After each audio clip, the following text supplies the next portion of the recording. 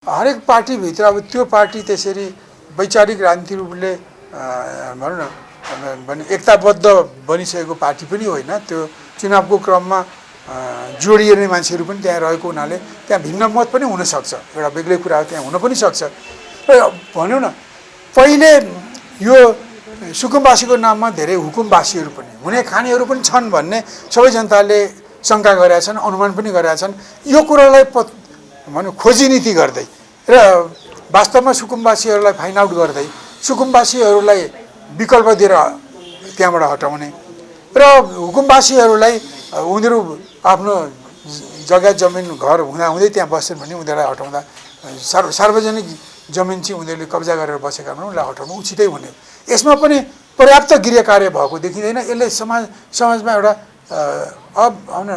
अनिच्छित इच्छा नगरिएको नसोचिएको अनपेक्षित द्वन्द्व बढाउँछ।